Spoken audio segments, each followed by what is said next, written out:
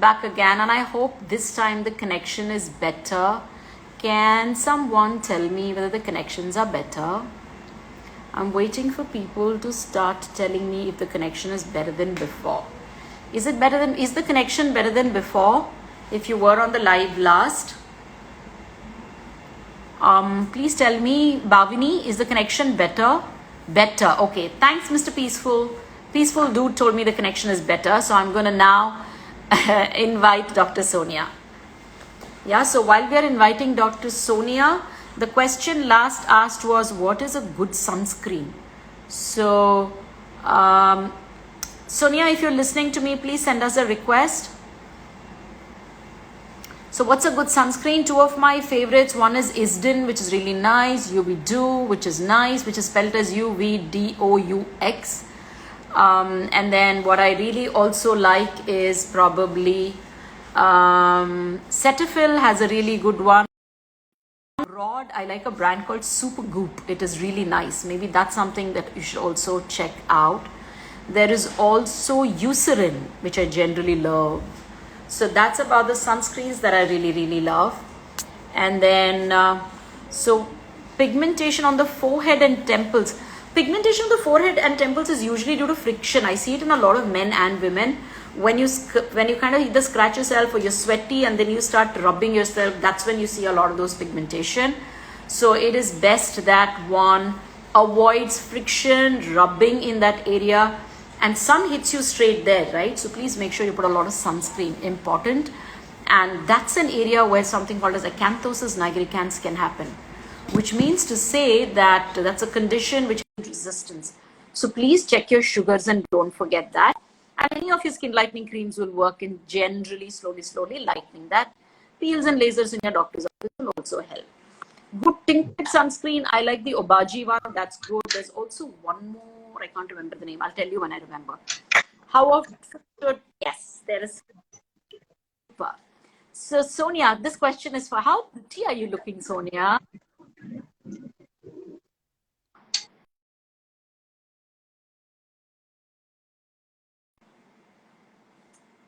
Sonia is coming. Problem with the network, right? Yeah. Okay.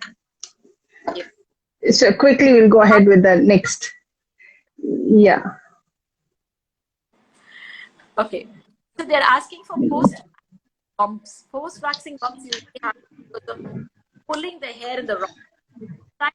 So the inflammation of the skin causes those bumps. Sometimes lotion ice would be down, and you actually go back to your vaccine, figure out whether she's using the right strip and you should yanking it out. So please take care of that. Connection is not good. Connection is not good. Rashmi man, there's a problem. Is that possible? Yeah. Your sound is breaking. Yeah, that's what they're saying, but I don't know.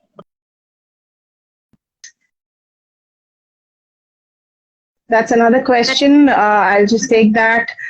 See, patches on the corners of the lips, make sure that your lips are not dry. The products that you're using on the lips are not irritating your skin, or maybe some products or anti-acne creams that you use on the face that may get into this crease and start irritating. Vitamin B deficiencies or all these. You have to just check what is the cause of it.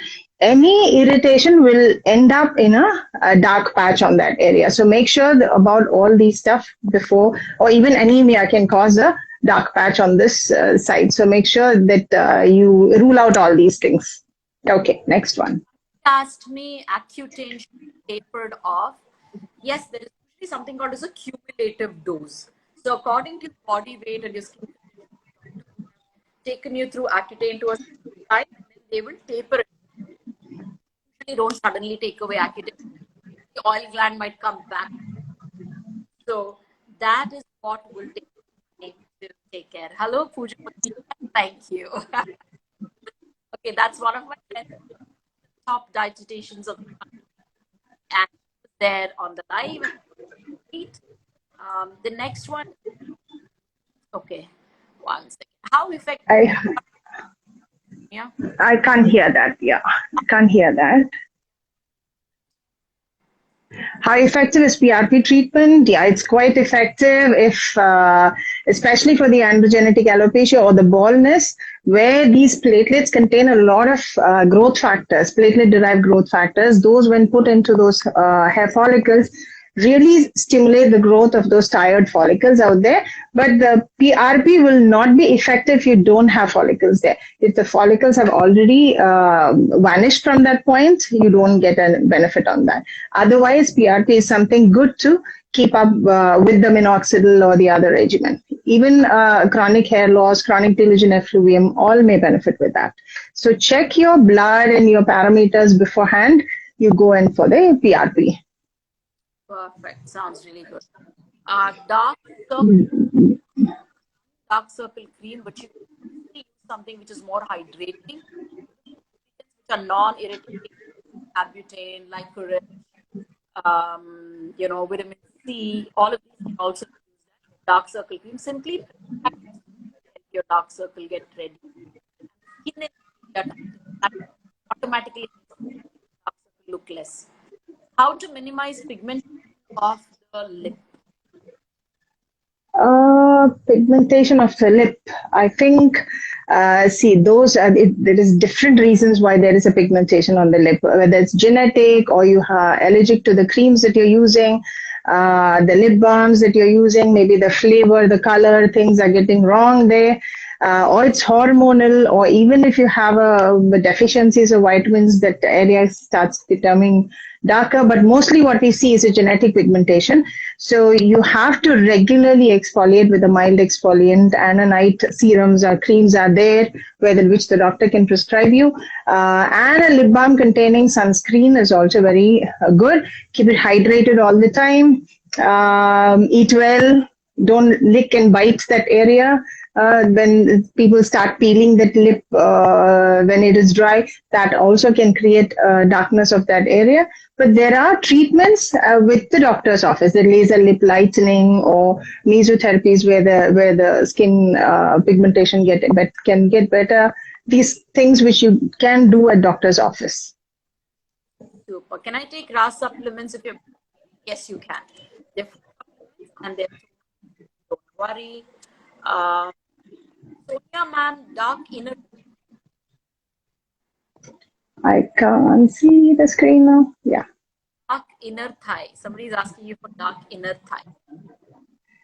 I think you answered that question a little bit before, like the dark underarms and the dark thighs all are related. It's the same thing. Like all the flexures get darkened when go and check whether your insulin level is normal or your HbA1c, your metabolic other categories, whether you're hypothyroid, obese, or just you have some infections keep on coming that area and it is leaving darker things, or you're using some wrong creams there where the too strong depigmenting creams can irritate that area and cause again a darkness.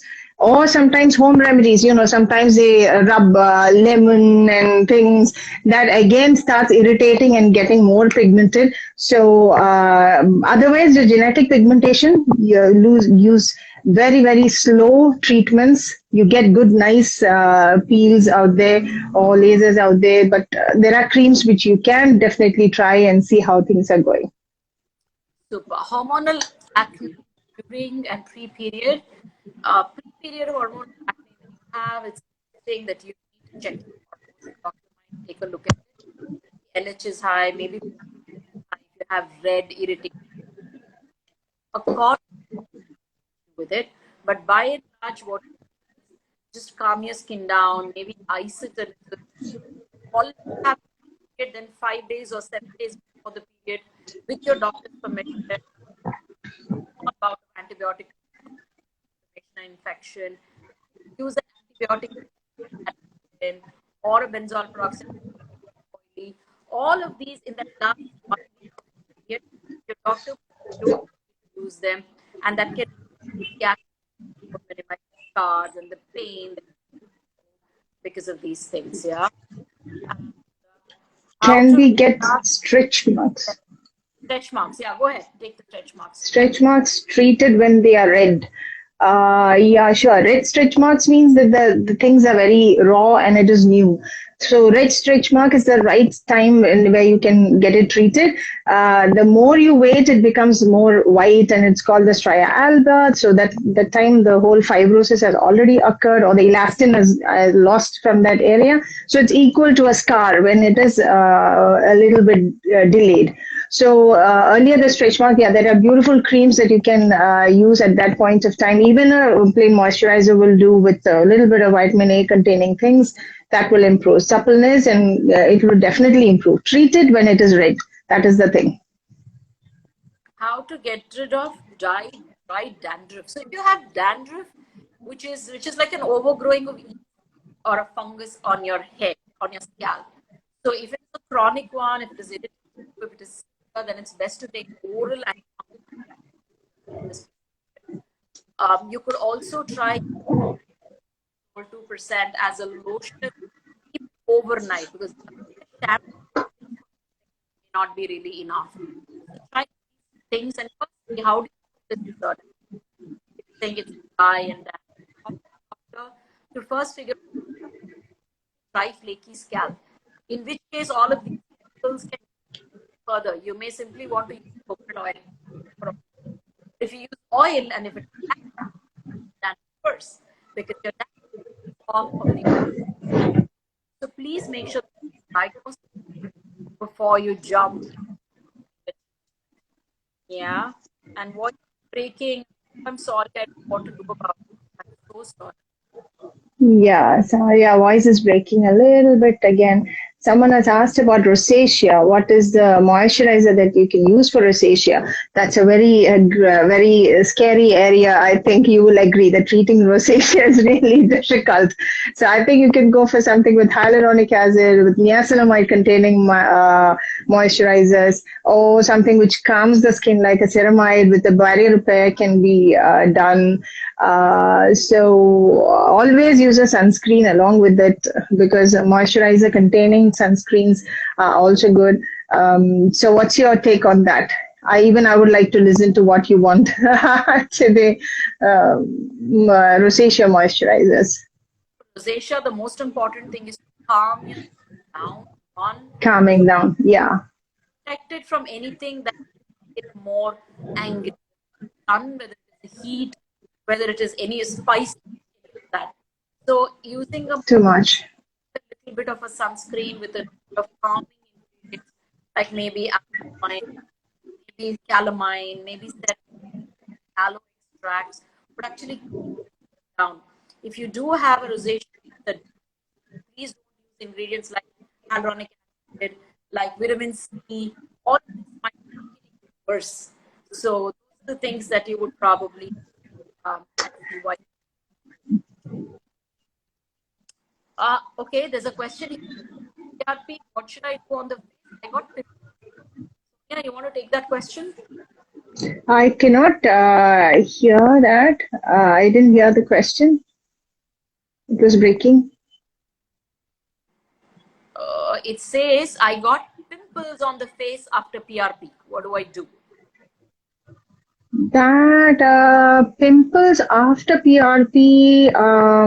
See, the thing is, I don't think that PRP itself has created any pimples or anything, because that's very unlikely. Maybe the skin was acne prone. You know, the process of PRP itself, there'll be an anesthetic cream which is being put for about 45 minutes. Maybe those has created some occlusion on the pores, or post cream. You know, once you poke a lot of things, the post care, the creams may not be good for you. Whichever you have used, maybe the sunscreen that you put post PRP has triggered something. Otherwise, PRP as such does not cause any acne. I think it's good as a healing agent, so you don't have to worry about it. Talk to the doctor and get your creams changed, and use something which is for the acne prone skin. PRP otherwise is generally safe, so that I don't think that the PRP has caused any acne. Definitely go back to your doctor and get your creams cleared off. Super, super. Right. Do you mix PRP with other mesotherapy for rejuvenation? I usually don't believe in combining both that I inject onto the face. I like to do one time so if it reacts, you at least know what's happening. And there's no merit in mixing up PRP, other agents. So it's just it could be any. So yeah, I usually don't, or just for like on the face.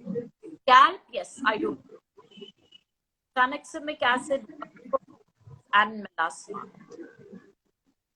Tranexamic acid and melasma, right? Tranexamic acid is a wonderful tablet or medication if you can add it on as an oral therapy with melasma, because the melasma has got a lot of reasons why it occurs. So the hormone, the genetics, the UV, all these play together. But there is, in the pathology, there is something which goes under the skin where the blood vessels just gather around there.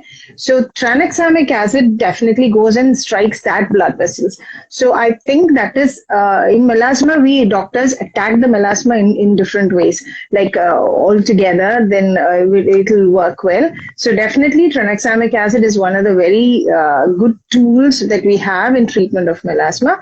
But I think the moment they read the thing about tranexamic acid before they take it, they come back telling doctor, this is something for uterine bleeding or something other than that. Yes, it is one of the indications. Popular indication is for uterine bleeding and things like that.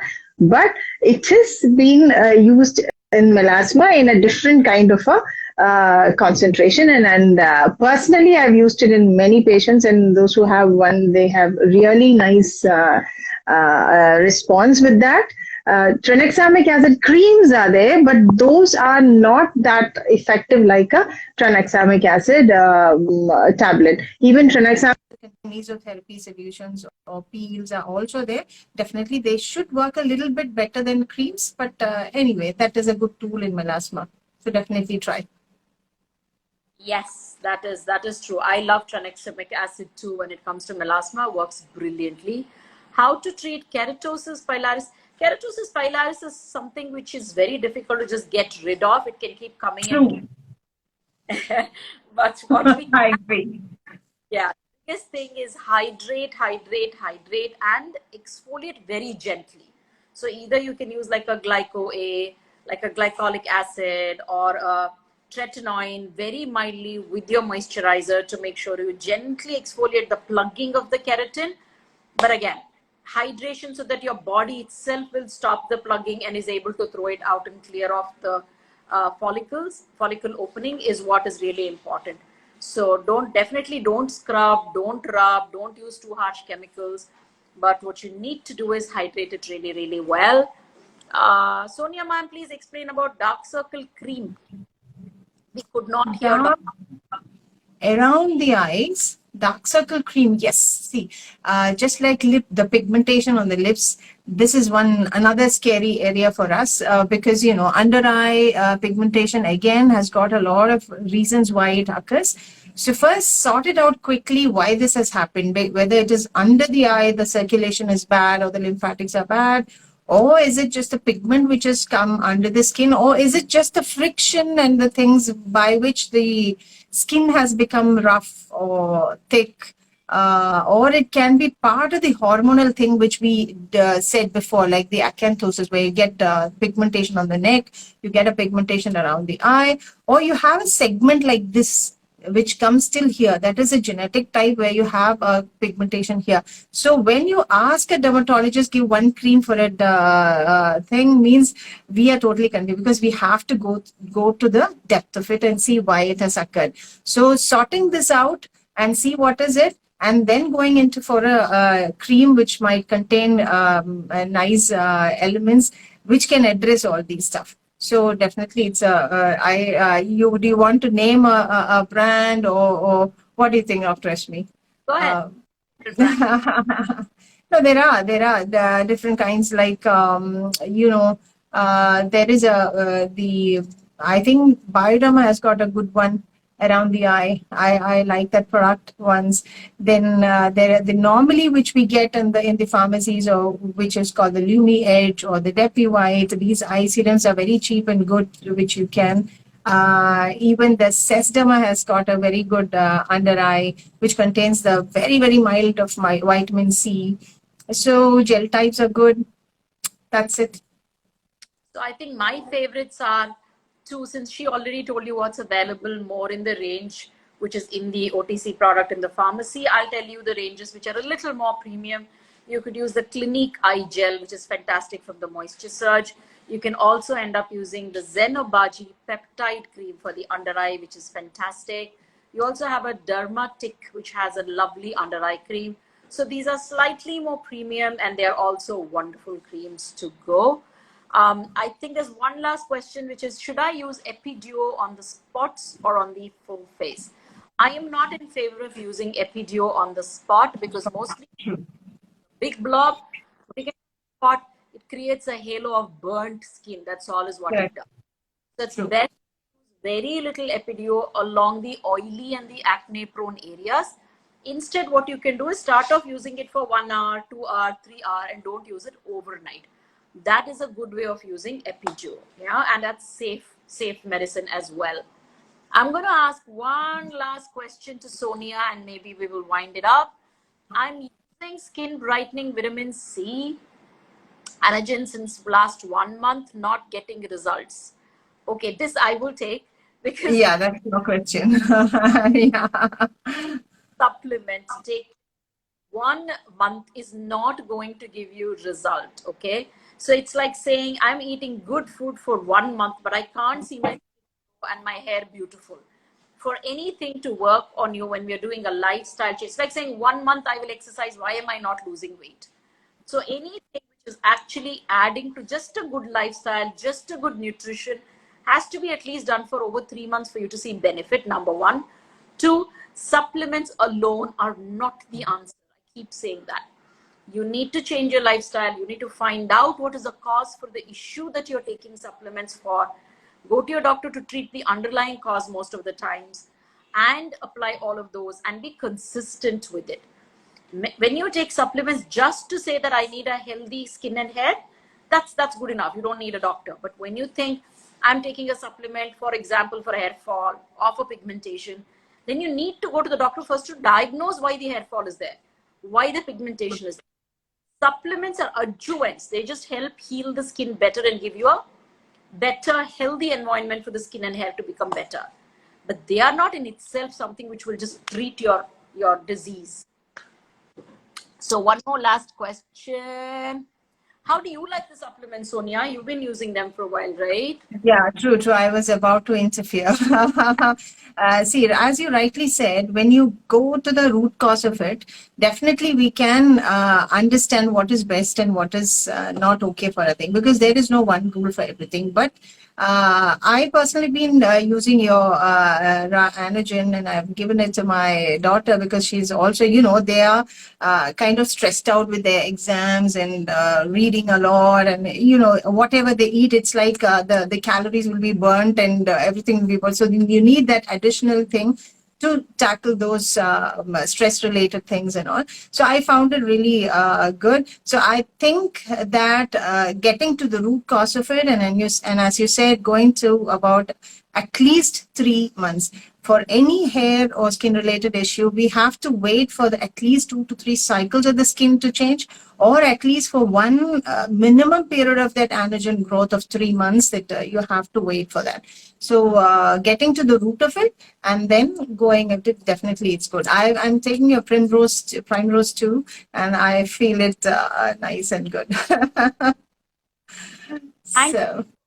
What I'm going to do is, I think we will call it today. We still have questions pouring, which is really lovely.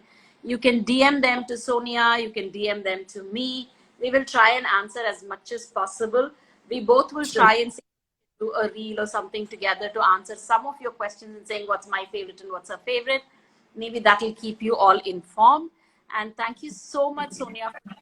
Thank you so much, Dr. Rashmi, this evening to have you here and talk with you. It's really nice. And talking without masks is like liberating. So for us, Kerala, still we are in the mask, so definitely it's liberating to see and talk to someone without masks. So anyway, that was good, great catching up with you. So hope we'll have it more. Okay. Bye-bye. Bye-bye to all those who have been watching. Bye. Thank you for all of you. Bye.